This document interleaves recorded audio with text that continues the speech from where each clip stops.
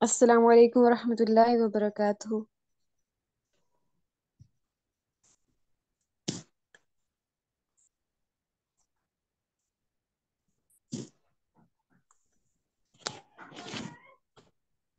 فی الحال صرف 2 لوگوں نے جوائن کیا۔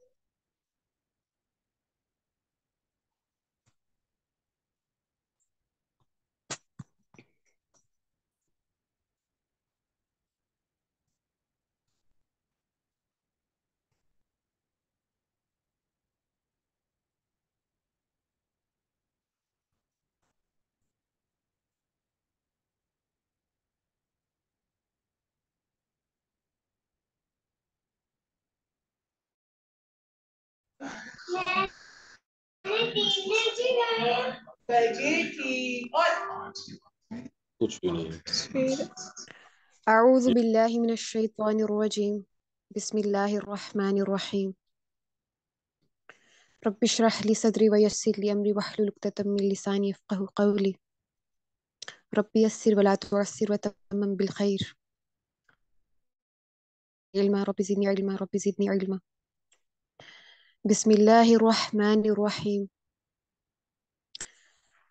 الحمد للہ رب العالمین، الرحمن الرحیم، مالک یوم الدین، إياك نعبد وإياك نستعين، اهدنا الصراط المستقيم، صراط الذين أنعمت عليهم غير المغضوب عليهم ولا الضالين، آمین۔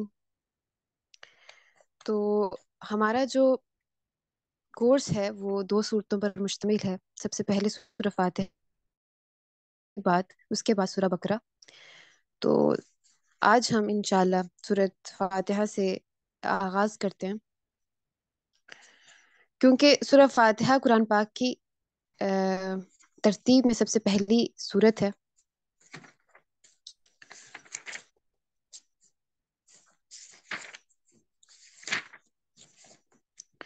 تو سب سے پہلے تو اس کی فضیلت بیان کرنا کہ اس سورت کے نام اور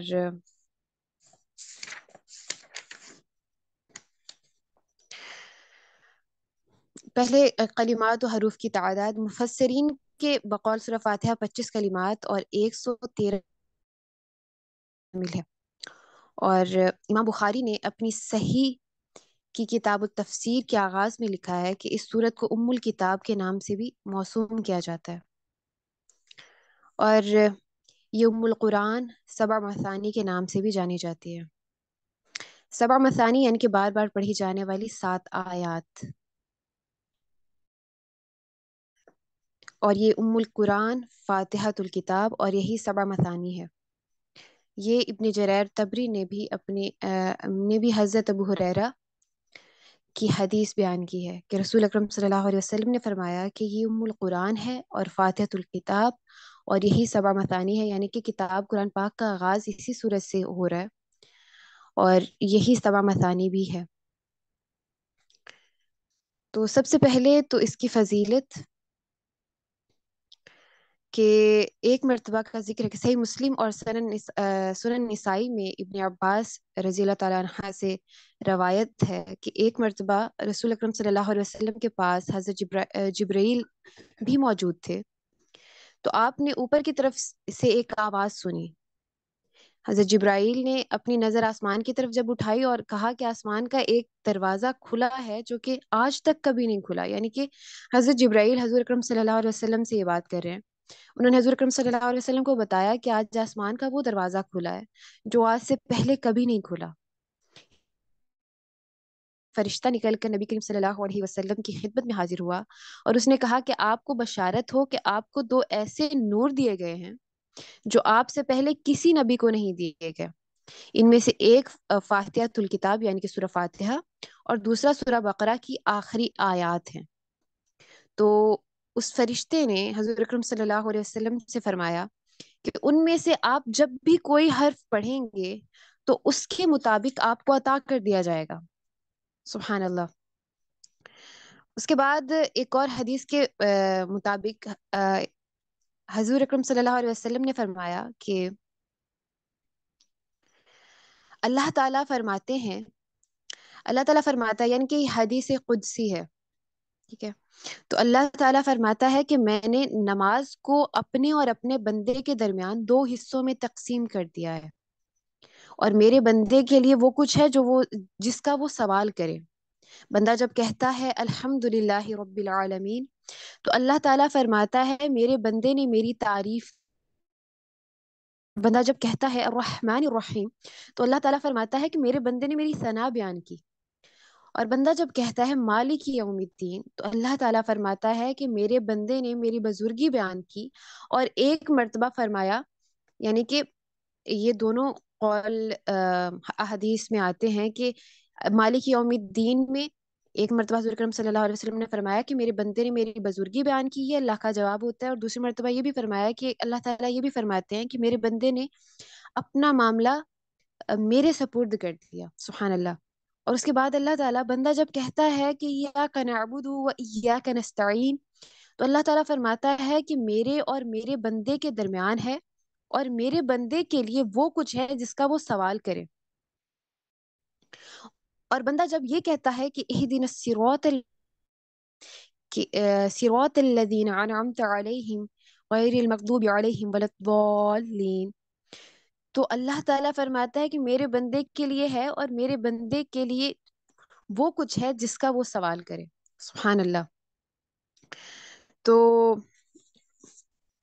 اور اس صورت کو اللہ حضور اکرم صلی اللہ، بہت سے علماء کا کہنا بھی یہی ہے کہ یہ صورت پورے قرآن مجید کا خلاصہ ہے، اور اس صورت کا جو خلاصہ ہے وہ ایاک نعبد ایاک نستعین ہے۔ تو ہم اس کی تفسیر کا آغاز کرتے ہیں تاکہ ہم اس صورت پر عمل کر سکیں۔ قرآن پاک ہم نماز میں پڑھتے ہیں اور اپنے عام زندگی میں بھی پڑھتے ہیں، لیکن اس کو محسوس کرنا، اس کو محسوس ہم تب تک نہیں کر سکتے جب تک ہمیں پتہ ہی نہ ہو کہ ہمارا اللہ تعالیٰ ہم سے بات کیا کر رہا ہے۔ سبحان اللہ۔ یعنی کہ اگر ہم سوچیں تو جب ہم جانتے ہوتے ہیں کسی انسان کو، ہمارا کوئی دوست ہوتا ہے، ہمیں اگر وہ کسی ایسی زبان میں کوئی لیٹر بھیجتا ہے جو کہ لینگویج ہمیں نہیں آتی، تو ہم اس انسان کے پاس لے کے جائیں گے کہ جس کو وہ زبان آتی ہو۔ تو اللہ تعالیٰ سے بہترین کوئی دوست ہو نہیں سکتا۔ تو اس کی کتاب کو ہم صرف پڑھتے ہیں بغیر اس کا ترجمہ جانے، بغیر کچھ سمجھے، بس پڑھتے ہیں اور سوچتے ہیں کہ اس سے ثواب مل رہا ہے، لیکن اللہ تعالیٰ نے کتاب ہدایت کے لیے نازل فرمائی۔ جیسے کہ اگر ہم گھر میں کوئی ٹی وی یا کوئی فریج وغیرہ اس طرح کی کوئی چیز لے کے آتے ہیں تو اس کے ساتھ ایک بک ہوتی ہے جو کہ اس کی بارے میں بتاتی ہے کہ آپ نے اس کو کس طرح سے استعمال کرنا ہے، کیا کرنا ہے۔ تو اللہ تعالیٰ نے ہمیں دنیا میں بھیجا تو ہمارے ساتھ بھی کچھ بھیجا ہے کہ آپ نے اس طرح سے زندگی گزارنی ہے، اس طرح سے گزار کے آپ کی زندگی میں یہ افیکٹ ہوگا، اس طرح سے گزار کے آپ کی زندگی پہ برے اثرات پڑیں گے۔ تو جو تو اللہ تعالیٰ کے احکامات پر عمل کرتا ہے تو اللہ تعالیٰ اس کے اس دنیا میں بھی نعمت اور رحمت عطا کر دیتا ہے، اور آخرت میں بھی اس کا الگ ہی اجر ہوگا، لیکن اس کی دنیا بھی سنور جاتی ہے۔ تو اس پر عمل کرنے کے لیے ہمیں پہلے پتہ ہونا چاہیے کہ اللہ تعالیٰ ہم سے بات کیا کر رہے ہیں۔ تو سب سے پہلے جو الحمد للہ رب العالمین، اللہ تعالیٰ کے نام سے شروع کرتے ہیں. بسم اللہ الرحمن الرحیم کہ اللہ تعالیٰ کے نام سے شروع کرتے ہیں.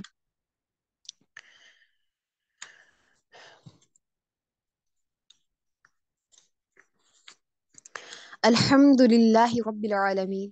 الحمد کے معنی شکر کے بھی ہیں اور حمد کے بھی ہیں. حمد جو ہے وہ عام ہے، شکر جو ہے وہ مخصوص ہوتا ہے. تو جب بھی ہم کسی کا شکر ادا کرتے ہیں وہ کسی خاص چیز کے لیے ہوتا ہے کہ آپ نے مجھے یہ دیا، اس کے لیے آپ کا بہت شکریہ. حمد ہوتے تعریف بیان کرنا، آپ عام طور پر بھی کسی کی تعریف بیان کر سکتے ہو ویسے بھی. لیکن الحمد سے مراد یعنی کہ تعریف بھی اس کا معنی میں آتی ہے اور شکر بھی آتا ہے. ٹھیک ہے نا، دونوں چیزیں اس میں آ جاتی ہیں کہ ہم اللہ تعالیٰ کی تعریف بھی بیان کرتے ہیں اور اللہ کا شکر بھی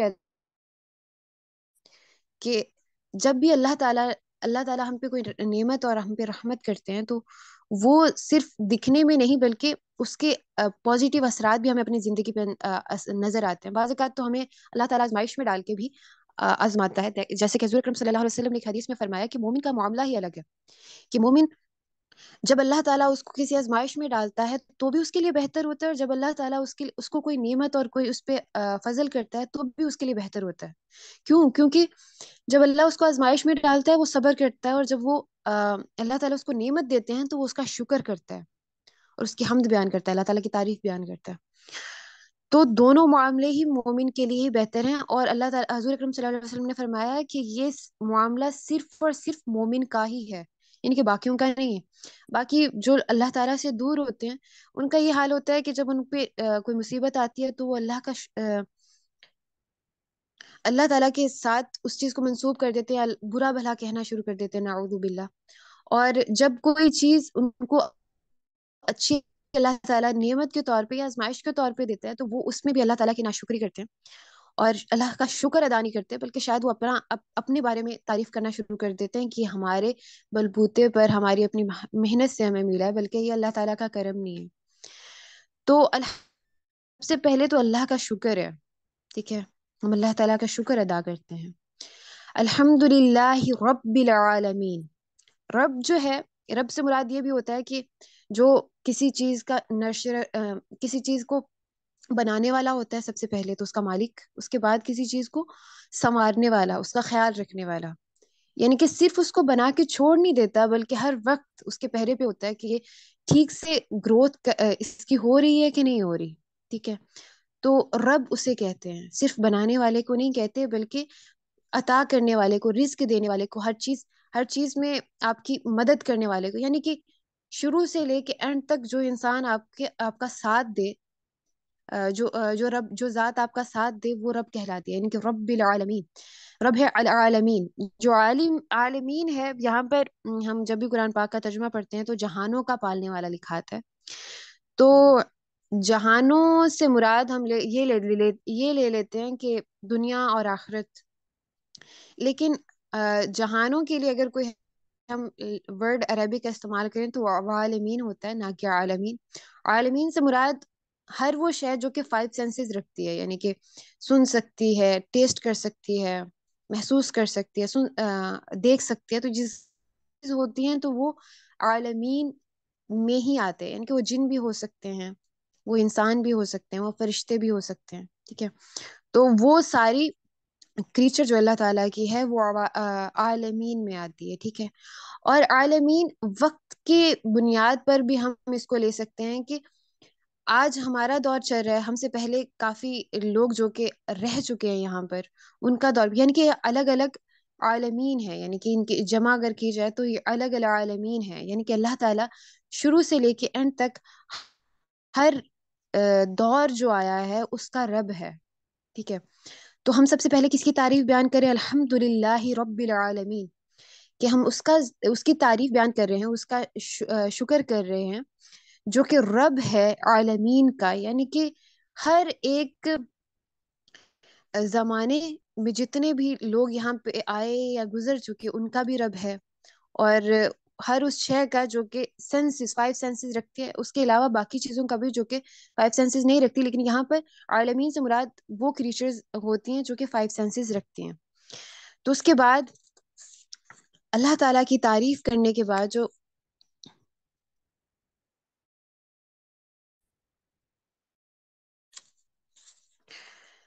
ہم اگلی جو آیت ہے وہ ہے الرحمن الرحیم.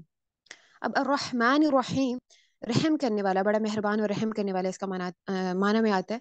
تو ان کو اگر آسان الفاظ میں اگر میں ایکسپلین کرنا چاہوں تو الرحمن الرحیم، رحمان ایک سمندر کی طرح، یعنی کہ ٹھاٹھے مارتا ہوا سمندر، رحیم جو کہ مسلسل ایک تسلسل کے ساتھ، یعنی کہ جیسے دریا چلتا ہے ویسے اللہ تعالیٰ کا رحم رحیم اس طرح آتا ہے. اور رحمان میں یعنی کہ اللہ تعالیٰ کا رحم ٹھاٹھے مارتا ہوا ہے.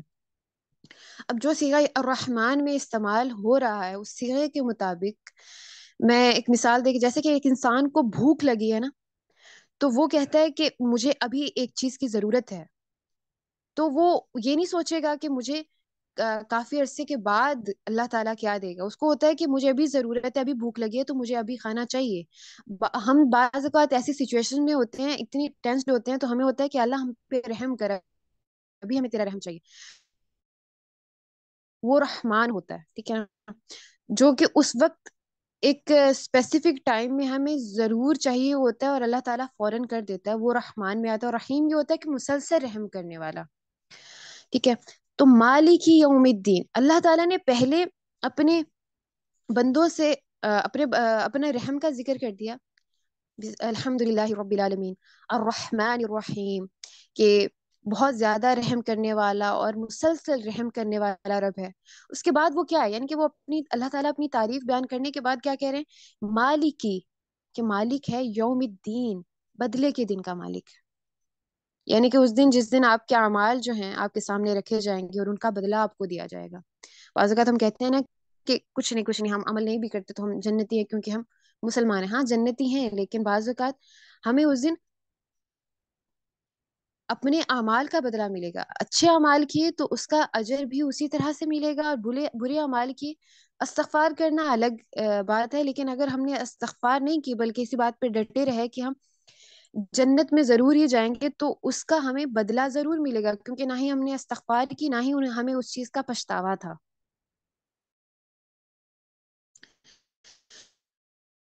مالک ہے یوم الدین کا، وہ رحمان بھی ہے، رحیم بھی ہے، لیکن اس کے بعد وہ سب سے زیادہ قہار بھی ہے، کیونکہ اللہ تعالیٰ نے اس دن کے لیے اپنا جو نام رکھا ہے وہ قہار ہے. ٹھیک ہے، حدیث سے یہ چیز ثابت ہوتی ہے. اور اس کے بعد اللہ تعالیٰ نے ایک اور حدیث میں بھی حضور اکرم صلی اللہ علیہ وسلم نے یہ بھی بیان کر دیا کہ اللہ تعالیٰ نے فرمایا، حضور اکرم صلی اللہ علیہ وسلم نے فرمایا کہ اللہ تعالیٰ کہتے ہیں کہ اللہ تعالیٰ کی رحمانیت کے 100 درجے ہیں. اس میں سے ایک تو اللہ تعالیٰ نے دنیا میں ہمیں دکھا دیا، اور 99 جو حصے ہیں، جو شاخیں ہیں، وہ اللہ تعالیٰ کی رحمانیت کی قیامت والے دن ہمیں دیکھنے کو ملیں گی. تو ہمیں اللہ تعالیٰ کی رحمانیت سے کبھی مایوس نہیں ہونا چاہیے، اور اللہ تعالیٰ کے قہر سے کبھی بھی بے خبر نہیں ہونا چاہیے کہ نہیں نہیں ہم پہ تو بس رحم ہی ہوگا.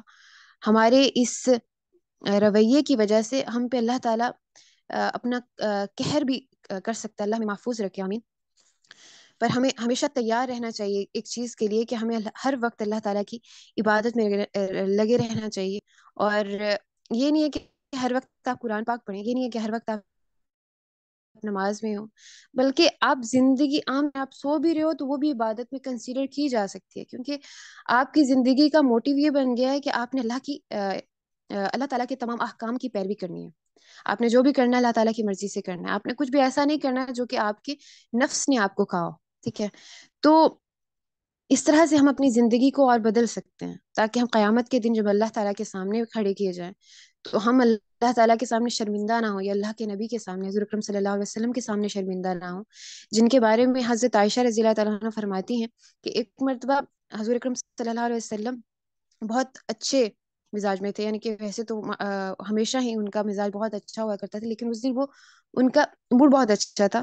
تو حضرت عائشہ نے ان سے کہا کہ آپ میرے لیے دعا کریں. تو انہوں نے کہا کہ اے عائشہ، اللہ تعالیٰ تمہارے اگلے پچھلے اور تمام گناہ جو کہ تم نے چپ کے کیے، سب کے سامنے کیے، چھوٹے بڑے تمام گناہ اللہ تعالیٰ تمہارے معاف کر دے. تو اس بات پہ حضرت عائشہ اتنی خوش ہوئی کہ ان کا سر حضور اکرم صلی اللہ علیہ وسلم کی گود میں تھا، تو ان کا سر گر گیا ہنستے ہنستے. تو حضور اکرم صلی اللہ علیہ وسلم نے حضرت عائشہ سے پوچھا کہ کیا عائشہ تمہیں اتنی خوشی ہوئی ہے؟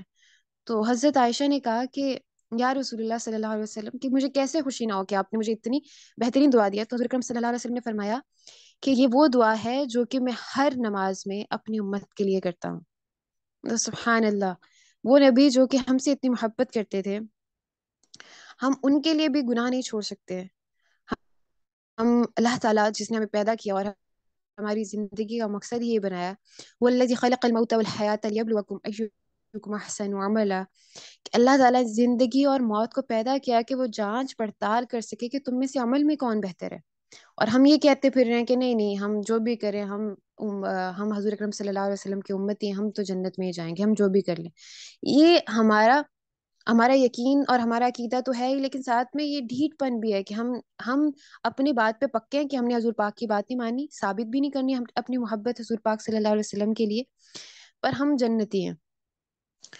تو ہمیں اپنا یہ بیہیویئر چینج کرنا چاہیے اور اللہ تعالیٰ ہماری مدد کرے، آمین. اس کے بعد اللہ تعالیٰ، کیونکہ اللہ تعالیٰ کی جو اللہ تعالیٰ نے فرمائی آیت نمبر 5، ایاک نعبد و ایاک نستعین. اب یہاں پر مضارع کا صیغہ استعمال ہو رہا ہے کہ ایاک نعبد، کہ میں تیری ہی عبادت کرتی ہوں یا کروں گی. مضارع میں دونوں پاسٹ بھی آتا ہے اور سوری فیوچر بھی آتا ہے، پریزنٹ بھی آتا ہے، ٹھیک ہے. تو ایاک نعبد کہ یا اللہ، ہم ایک جگہ تو پہ تو یہ کہہ رہے ہیں کہ ہم تیری ہی عبادت کریں گے، ایک وعدہ کر رہے ہیں. دوسرے یہ بھی کہہ رہے ہیں کہ ہم اللہ تعالیٰ کو گارنٹی دے رہے ہیں کہ میں تیری ہی عبادت کرتا ہوں. ایاک نعبد و ایاک نستعین. ایک جگہ پہ ہم کہہ رہے ہیں کہ ہم تجھ سے ہی مدد مانگتے ہیں، کہ ابھی بھی مانگ رہے ہیں، اور دوسری مرتبہ ہم یہ بھی کہہ رہے ہیں کہ یا اللہ ہم تجھ سے ہی مدد مانگیں گے. تو اللہ تعالیٰ جو بات ہم ہمیشہ نماز میں ادا کرتے ہیں، جو الفاظ، تو ہم اس میں اللہ تعالیٰ کو ایک تو وعدہ دیتے ہیں کہ ہم تیری ہی عبادت کریں گے اور تجھ سے ہی مدد مانگیں گے، اور دوسرا ہم کلیریفیکیشن دے رہے ہیں کہ ہم کسی اور سے مدد نہیں مانگیں گے صرف تیری ذات کے سوا. تو ہمیں یہ غور کرنا چاہیے کہ ہم کس حد تک اللہ تعالیٰ سے مدد مانگتے ہیں. اور جو ہے عربک میں اگر اس کو دیکھا جائے تو نستعین سے مراد ایسی مدد نہیں ہے. کچھ مدد اس طرح سے بھی ہوتی ہے نا، اچھا یہ کام کر دو، میرا یہ کام کر دو، آپ کچھ نہیں کر رہے لیکن آپ لوگوں سے اپنا کام کروا رہے ہو، یہ بھی ایک مدد ہوتی ہے. مثال کے طور پہ اگر آپ کی گاڑی خراب ہو جاتی ہے، آپ کا گاڑی کا ٹائر پنکچر ہو جاتا ہے، اور آپ گاڑی میں کہ یہاں سے کوئی گزرے گا اور میں اسے کہوں گی کہ میری گاڑی کا ٹائر ٹھیک کر کے جاؤ، تو یہ وہ والی مدد نہیں ہے. نستعین سے مراد یہ مدد ہوتی ہے کہ آپ کی گاڑی کا اگر ٹائر پنکچر ہوا ہے تو آپ پہلے نکلو گے اور آپ سے جو بن پڑتا ہے، آپ سے جو ہو سکتا ہے آپ وہ کر رہے ہو، اور اس کے بعد کہہ رہے ہو کہ ہاں اب اللہ تعالیٰ میری مدد فرما دے گا، اب کوئی آئے گا تو میں اس سے مدد مانگ لوں گا. تو یہ ہوتی ہے نستعین، یعنی کہ آپ اپنی طرف سے پوری اپنی جان لگا رہے ہو، آپ نے اپنی طرف سے پورا کر دیا جو کہ آپ کر سکتے تھے، یعنی کہ اپنے اعمال کے ذریعے سے، اپنے کریکٹر کے ذریعے سے، جو بھی آپ سے بن پڑتا تھا آپ نے کیا. آپ کو جو اللہ تعالیٰ نے سکت دی، آپ کو جو اللہ تعالیٰ نے طاقت دی، آپ نے کر دیا. اب اتنا ہی ہوتا تھا، اب تیرے ہاتھ میں ہے کہ یا اللہ میری مدد فرما، ٹھیک ہے نا. تو نستعین اس طرح کی مدد کو کہتے ہیں کہ آپ اللہ تعالیٰ سے اس طرح کی مدد کی توقع کریں کہ آپ پہلے اپنی طرف سے پوری کوشش کر رہے ہو. یعنی کہ نماز میں ہم یہ کہتے ہیں کہ یا اللہ میں کوشش کر رہی ہوں، اب مدد تیری ہوگی. ایاک نعبد و ایاک نستعین، کہ میں تیری ہی عبادت کرتی ہوں اور تجھ سے ہی مدد مانگتی ہوں، اور ایسی مدد جس میں میں بھی کوشش کر رہی ہوں، پر میں پوری طرح سے، کیونکہ انسان جتنی بھی کوشش کر لے اللہ کی رحمت کے سوا وہ کسی ایک لیول تک پہنچ نہیں سکتا. جیسے کہ حدیث کے مطابق حضور اکرم صلی اللہ علیہ وسلم نے فرمایا کہ قیامت کے دن کوئی شخص بھی اپنے اعمال کی وجہ سے جنت میں نہیں جائے گا. تو صحابہ نے پوچھا یا رسول اللہ صلی اللہ علیہ وسلم آپ بھی؟ تو حضور اکرم صلی اللہ علیہ وسلم نے فرمایا کہ میں بھی. تو ہم اللہ کی مدد کے سوا تو چاہے جتنی بھی کوشش کر لیں کسی بھی لیول تک نہیں پہنچ سکتے جب تک کہ ہم اپنی کوشش ملانے کے بعد اللہ پہ توکل نہ.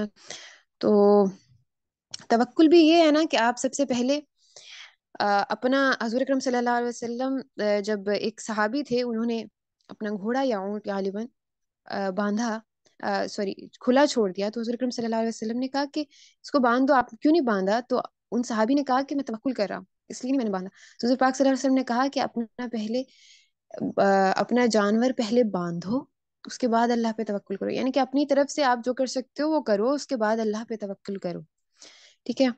تو اللہ تعالیٰ ہماری مدد کرے کہ ہم اپنی طرف سے اپنا 100% دے کے اس کے بعد اللہ پہ یقین رکھیں، اور اپنا 100% دینے میں بھی یہ نہ سوچیں کہ ہم دے رہے ہیں. یہ جو طاقت ہمیں اللہ نے دی ہے، یہ ہمیں بس ارادہ کرنا ہوتا ہے، اس کے بعد جو بھی کرواتا ہے وہ اللہ تعالیٰ کی مدد سے ہی ہوتا ہے، اور جو ہم کرتے ہیں وہ مدد سے ہی ہوتا ہے. اس کے بعد ہے اہدنا الصراط المستقیم، دکھا ہمیں سیدھا راستہ. ٹھیک ہے. یعنی کہ اہدنا مطلب ہمیں ہدایت دے، صراط المستقیم.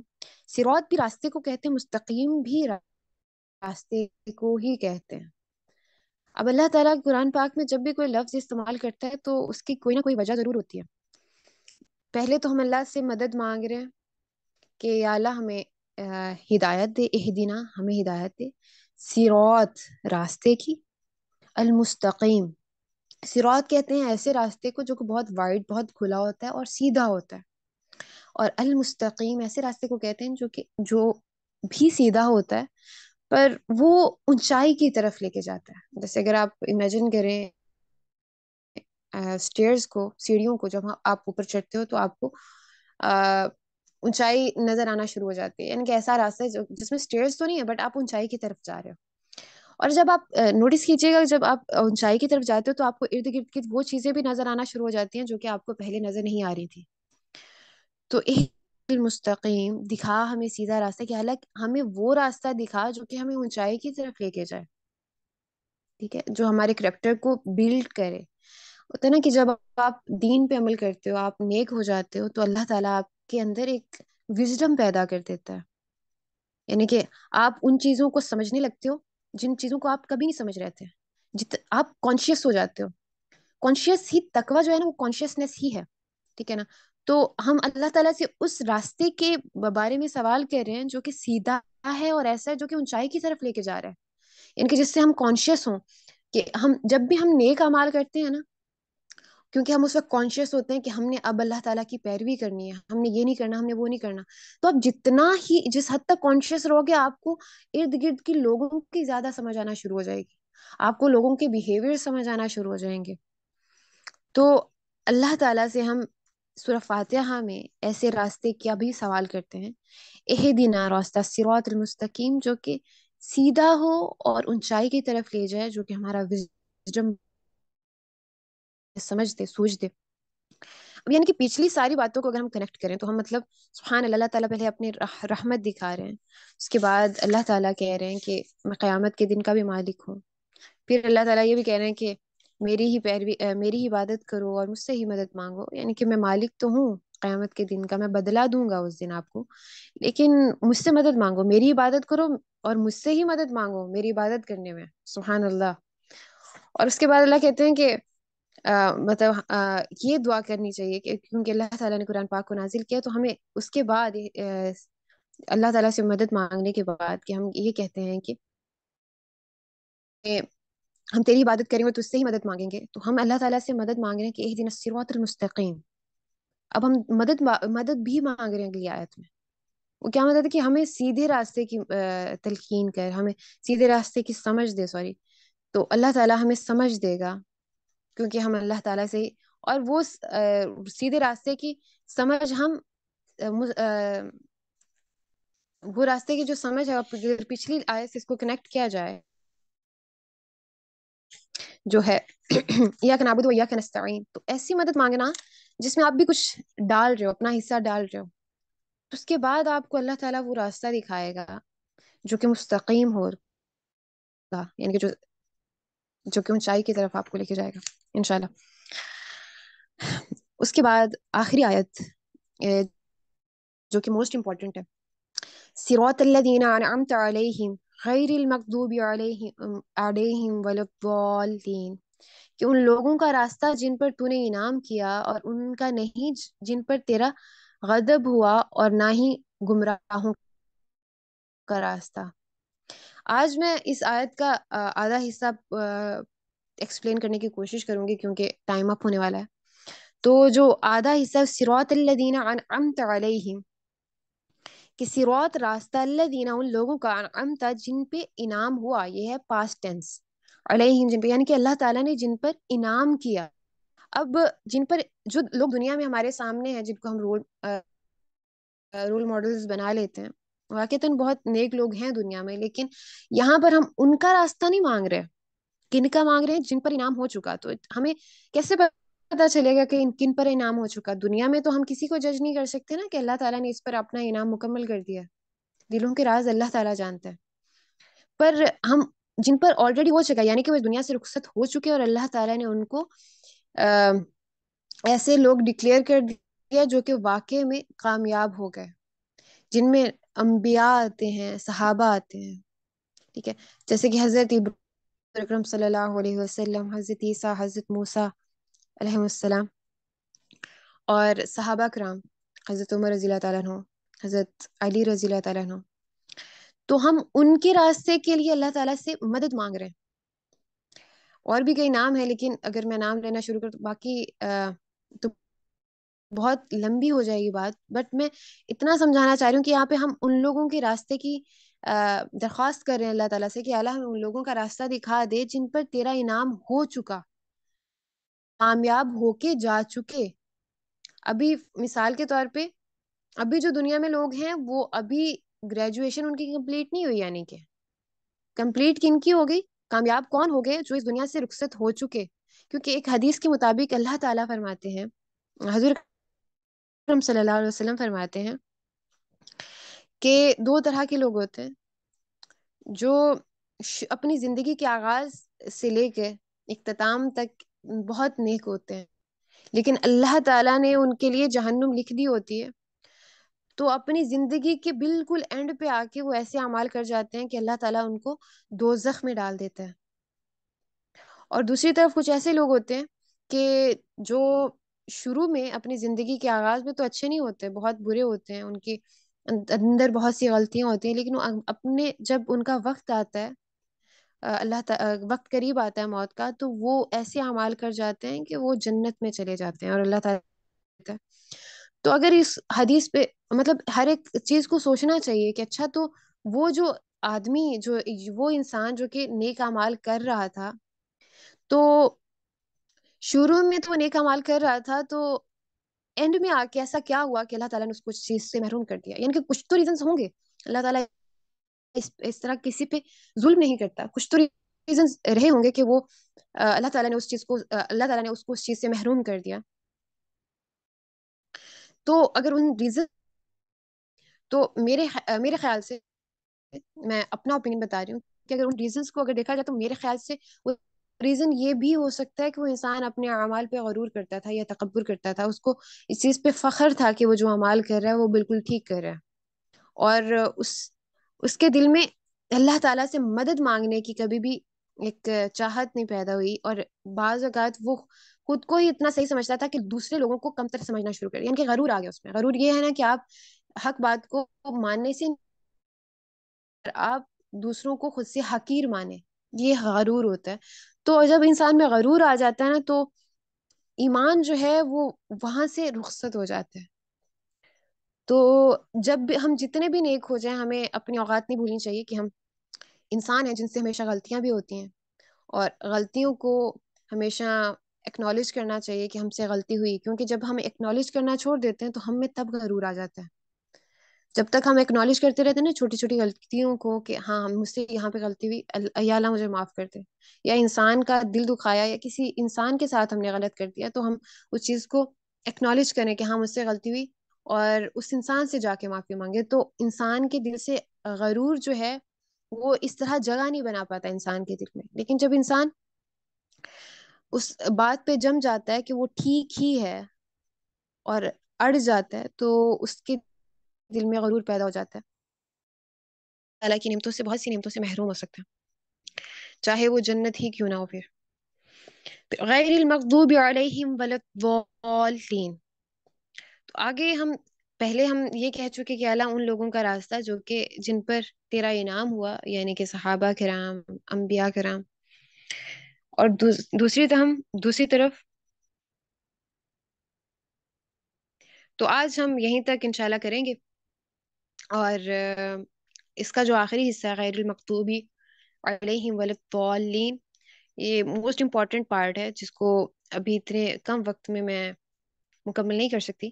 تو انشاءاللہ اس کو ہم کل کریں گے. اور جو چیزیں ہم نے آج سیکھی ان میں یہ کہ اللہ تعالیٰ کے رحم پر یقین رکھا جائے کہ وہ اللہ تعالیٰ رحم کرنے والا ہے، اور اللہ تعالیٰ سے ڈرا بھی جائے. اور اللہ تعالیٰ سے ہمیشہ ہمیں جتنا بھی ہمارے اندر نالج آ جائے تو خود پہ غرور نہیں کرنا، بلکہ اللہ سے مدد مانگنی ہے، اور اپنی طرف سے پوری کوشش کرنے کے بعد اللہ پہ توکل کرنا ہے. نہ کہ آپ اپنے ہاتھ باندھ کے بیٹھے ہو، نماز کرنے کے لیے، وضو کرنے کے لیے نہیں جا رہے، لیکن آپ کہہ رہے ہو کہ نہیں مجھے نماز اللہ پڑھائے گا. نہیں، ایسا نہیں ہوتا. آپ کو بھی اٹھ کے جانا پڑے گا، وضو کرنا پڑے گا. اس کے بعد ہی آپ جا کے جائے نماز پہ کھڑے ہوں گے تو اللہ تعالیٰ آپ کو ایمان کا ذائقہ چکھائیں گے، جو کہ بہت ہی میٹھا ہوتا ہے. اور جو چکھ لیتا ہے اس کے بعد وہ اس چیز کو چھوڑ کے جانا پسند نہیں کرتا. تو اللہ تعالیٰ ہم سب پہ رحم کرے اور ہمیں وہ لیول عطا کرتے جس پہ جا کے انسان پھر واپس پلٹتا نہیں ہے، بلکہ اللہ تعالیٰ کا ہی ہو کے رہ جاتا ہے. آمین. اور اللہ ہم سب پہ رحم کرے. آمین. الحمد للہ رب